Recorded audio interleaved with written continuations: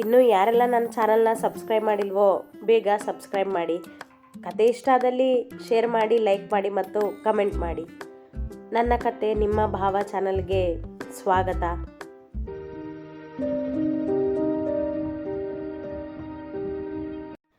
ಕೃಷ್ಣನ ಬಗ್ಗೆ ಕೇಳಿದ ವೇದ್ ಸ್ವಲ್ಪ ಹೊತ್ತು ಅವನ ಜೊತೆ ಇದ್ದು ಮನೆಗೆ ಹೋಗಿದ್ದ.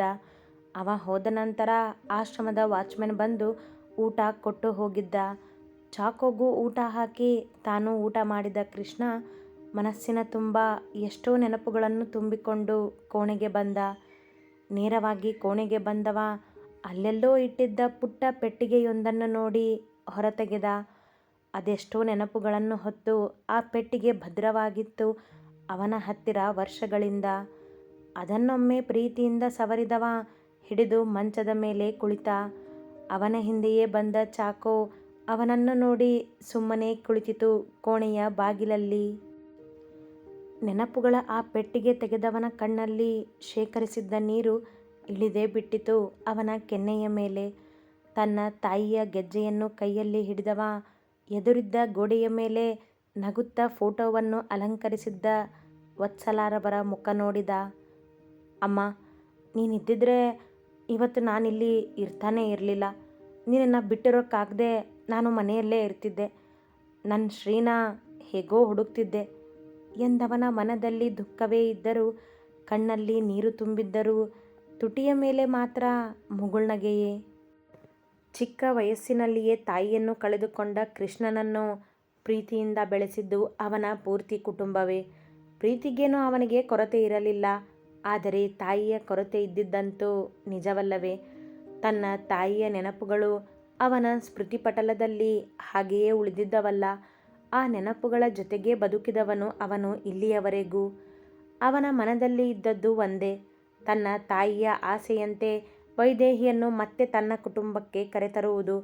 ವೈದೇಹಿಗೆ ತನ್ನ ಮಕ್ಕಳು ಆ ಮನೆಯ ಸೊಸೆಯಂದಿರಾಗುವುದು ಇಷ್ಟ ಇಲ್ಲದಿದ್ದರೂ ತಾನು ಮಾತ್ರ ಶ್ರೀಯನ್ನು ಪ್ರೀತಿಸುವುದನ್ನು ಬಿಟ್ಟಿರಲೇ ಇಲ್ಲ. ಅವನ ತಾತ ವಿಷ್ಣು ಸೂರ್ಯರವರು ಅವನ ಭಾವನೆಗಳ ಕನ್ನಡಿಯಾಗಿದ್ದರು. ನರೇಂದ್ರರವರು ವತ್ಸಲಾರವರ ಮೇಲಿನ ಪ್ರೀತಿಯಿಂದ ಮತ್ತೊಂದು ಮದುವೆಯ ವಿಚಾರವನ್ನೇ ಮಾಡಿರಲಿಲ್ಲ. ಅವನ ತಾತ ಅವನ ಮನಸ್ಸಿನ ಎಲ್ಲ ವಿಚಾರಗಳನ್ನು ಅರಿತು ಪ್ರತಿಯೊಂದನ್ನು ತಾವೇ ಖುದ್ದಾಗಿ ಅವನ ಜೊತೆ ಕುಳಿತು ಮಾತನಾಡುತ್ತಿದ್ದರು. ಹಾಗಾಗಿ ಕೃಷ್ಣನಿಗೆ ವಿಷ್ಣು ತಾತ ಸ್ನೇಹಿತನಂತಿದ್ದರು. ತಾನು ಡಿಗ್ರಿ ಓದಲೆಂದು ಊರು ಬಿಟ್ಟು ಮತ್ತೊಂದು ಊರಿಗೆ ಹೋಗುವೆ ಎಂದಾಗ ಅವನ ತಲೆಯಲ್ಲಿನ ಯೋಚನೆ ಯಾರಿಗೂ ಗೊತ್ತಿರಲಿಲ್ಲ. ಅವನಿಷ್ಟದಂತೆ ಆಗಲಿ ಎಂದು ಎಲ್ಲರೂ ಒಪ್ಪಿದ್ದರು. ಆದರೆ ತಾನು ಊರು ಬಿಟ್ಟು ಹೋಗುತ್ತಿರುವುದು ತನ್ನ ತಾಯಿಯ ಆಸೆಯನ್ನು ಈಡೇರಿಸಲೆಂದು ಅವನ ತಾತನಿಗಷ್ಟೇ ಹೇಳಿದ್ದ. ಅದು ಅವರು ಕೇಳಿದ್ದರಿಂದ. ಅದೇ ಪೆಟ್ಟಿಗೆಯಲ್ಲಿ ಆ ಗೆಜ್ಜೆಯನ್ನಿಟ್ಟು 4 ವರ್ಷದ ಪುಟ್ಟ ಮಗುವಿನ ಫೋಟೋವೊಂದನ್ನು ಕೈಗೆ ತೆಗೆದುಕೊಂಡ. ನೀನು ಒಬ್ಬಳೇ ಇದೆಲ್ಲನೂ ಸರಿ ಮಾಡೋಕ್ಕೆ ಸಾಧ್ಯ ಶ್ರೀ. ಅದೇನೋ ನಂಬಿಕೆ ನನಗೆ, ನೀನು ನನ್ನ ಜೊತೆ ಇದ್ದರೆ ಎಲ್ಲ ಸರಿ ಹೋಗುತ್ತೆ ಅಂತ. ಆದರೆ ನೀನು ಎಲ್ಲಿದ್ದೀಯಾ ಅಂತನೂ ಗೊತ್ತಿಲ್ಲ, ಹೇಗಿದೆಯಾ ಅಂತನೂ ಗೊತ್ತಿಲ್ಲ ನನಗೆ. ಎಲ್ಲನೂ ಗೊತ್ತಿದ್ದು ನಿನ್ನ ಅಕ್ಕ ವರ್ಣನೂ ಎಲ್ಲಿದ್ದಾಳೆ ಅಂತ ಗೊತ್ತಿಲ್ಲ. ಅವತ್ತು ಅವಳು ನನ್ನ ಮನಸ್ಸನ್ನು ಅರ್ಥ ಮಾಡಿಕೊಂಡು ನನಗೆ ಸಹಾಯ ಮಾಡಿದರೆ ನನ್ನ ವರ್ಷಗಳ ಈ ನೋವು ಅವತ್ತೇ ಕೊನೆ ಆಗ್ತಿತ್ತು. ಆ ಫೋಟೋವನ್ನೇ ನೋಡುತ್ತಾ ಎಂದವ ಕೆನ್ನೆಯ ಮೇಲಿನ ನೀರೊರೆಸಿಕೊಂಡ. ನಿಮಿಷದಲ್ಲಿ ಮತ್ತೆ ಮುಗುಳ್ನಕ್ಕು ಅವಳ ಫೋಟೋವನ್ನು ಅದರಲ್ಲೇ ಇಟ್ಟು ತನ್ನ ಪ್ರೀತಿಯ ಕೊಳಲನ್ನು ಕೈಗೆ ತೆಗೆದುಕೊಂಡವ ಮತ್ತೆ ನಗುವ ಚೆಲುಮೆಯಂತೆ ತನ್ನ ತುಟಿಗಳಿಗೆ ಕೊಳಲು ಸೋಕಿಸಿದ. ಅವನಿಷ್ಟದ ಸುಂದರವಾದ ರಾಗವೊಂದು ಆ ಕೊಳಲಿನಿಂದ ಹೊರಹೊಮ್ಮಿತು. ಮತ್ತೆ ಎಷ್ಟೋ ದಿನಗಳ ನಂತರ ಚಾಕೋ ಎದ್ದು ಬಂದು ಅವನ ಕಾಲಿಗೆ ತನ್ನ ಮುಖ ಸವರಿದ. ಮಾತು ಬರದ ಚಾಕೋವಿಗೆ ಅವನ ಭಾವನೆಗಳೆಲ್ಲವೂ ಅರ್ಥವಾಗುತ್ತಿತ್ತು. ಕೊಳಲಿನ ನಾದ ನಿಲ್ಲಿಸಿ ಮತ್ತೆ ಅದನ್ನು ಪೆಟ್ಟಿಗೆಯಲ್ಲಿಟ್ಟು ತನ್ನನ್ನು ಸಮಾಧಾನಿಸಲು ಬಂದ ಚಾಕೋನ ಮುಖವನ್ನು ಬೊಗಸೆಯಲ್ಲಿ ಹಿಡಿದ. ನಾನು ಅಳೋದು ನಿನಗೆ ಗೊತ್ತಾಗ್ಬಿಡುತ್ತೆ ಅಲ್ವಾ, ಅದಕ್ಕೆ ನೀನು ನನಗೆ ಬೆಸ್ಟ್ ಫ್ರೆಂಡ್ ಎಂದು ಅದರ ಮುಖವನ್ನೊಮ್ಮೆ ಸವರಿ ಅದರ ಹಣೆಗೊಂದು ಮುತ್ತಿಟ್ಟ. ಚಾಕೋ ಅವನ ಕೈಯನ್ನು ನೆಕ್ಕಿತು ಪ್ರೀತಿಯಿಂದ. ಮೂಕ ಪ್ರಾಣಿಗೆ ಮಾತುಗಳು ಬರದಿದ್ದರೂ ಭಾವನೆಗಳು ಅರ್ಥವಾಗುವುದು ನಿಜವಲ್ಲವೇ.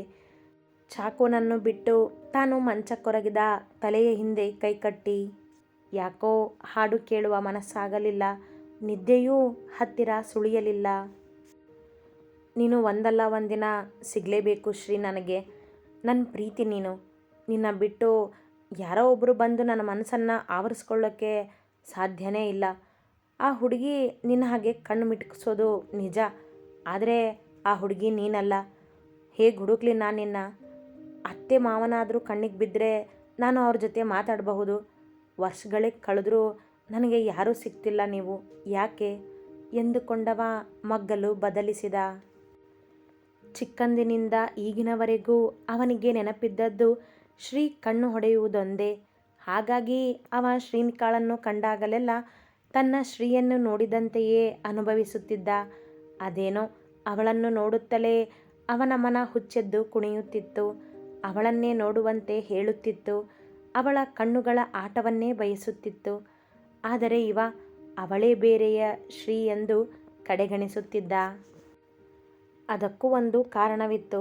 ಶ್ರೀನಿಕಾ ತನ್ನ ಹತ್ತಿರ ಬಂದು ಮಾತನಾಡುವ ಮೊದಲೇ ಅವನ ಮನಸ್ಸು ಅವಳನ್ನು ನೋಡಿದಾಗ ಅದೇನೋ ಸಂಕಟಪಟ್ಟಿತ್ತು. ಅವಳ ಮುಖವನ್ನು ಎಲ್ಲೋ ನೋಡಿದಂತಾಗಿತ್ತು.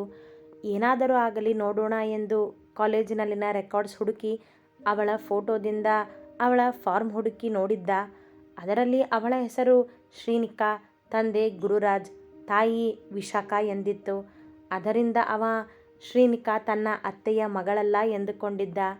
ಎಲ್ಲರ ಹೆಸರನ್ನು ವೈದೇಹಿ ಬದಲಿಸಿದ್ದಾರೆಂದು ಅವನಿಗಷ್ಟೇ ಅಲ್ಲ, ಅವನ ಕುಟುಂಬದ ಯಾರಿಗೂ ಗೊತ್ತಿರಲಿಲ್ಲ. ಹಾಗಾಗಿಯೇ ಅವ ಅವಳನ್ನು ದೂರವಿಟ್ಟಿದ್ದ.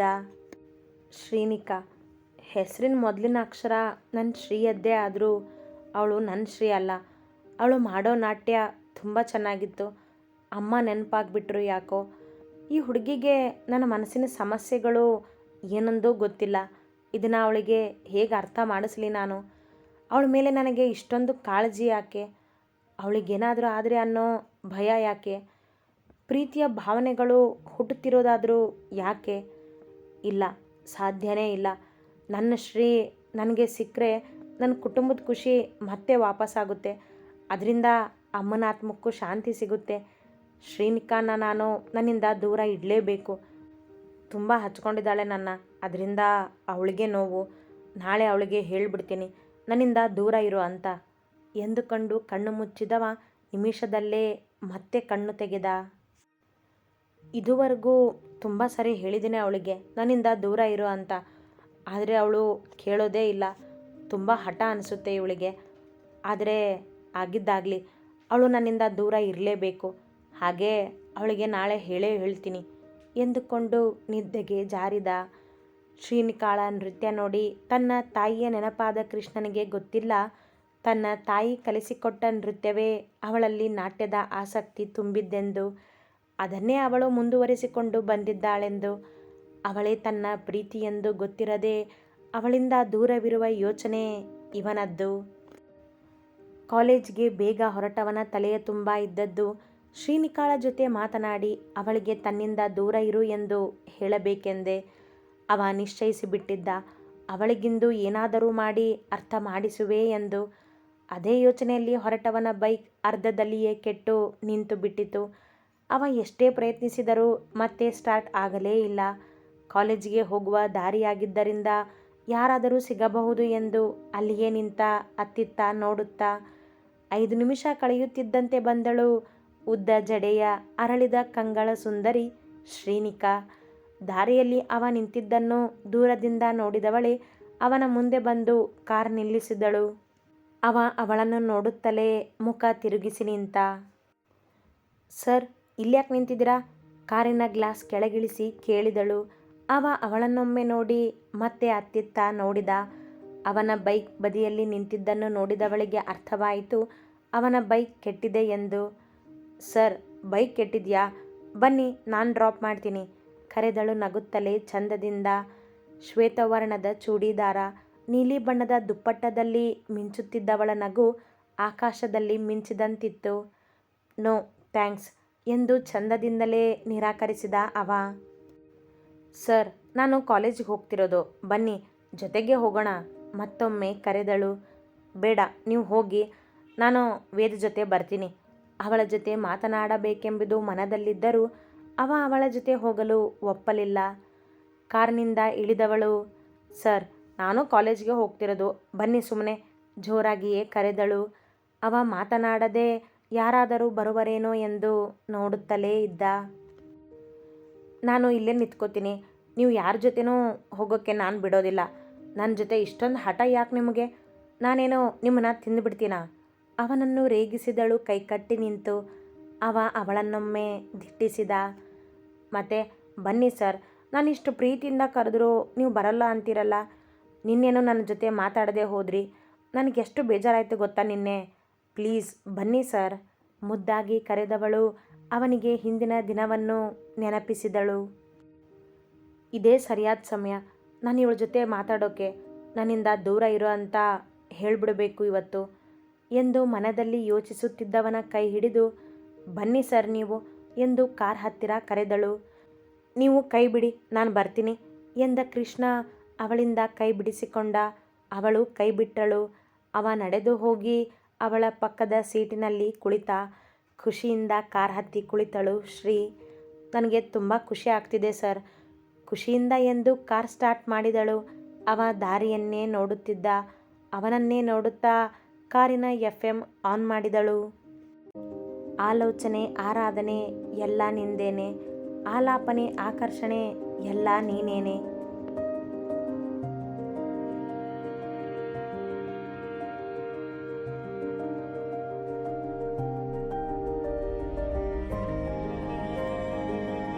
ಎಂಬ ಸಾಲುಗಳಿಂದ ಶುರುವಾದ ಹಾಡು. ನಿನ್ನ ಕೆನ್ನೆ ಹಿಂಡುವಂಥ ಸಲುಗೆಯೇ, ಬೇಗ ಬೇಗ ನನಗೆ ನೀನು ಕೊಡುವೆಯ.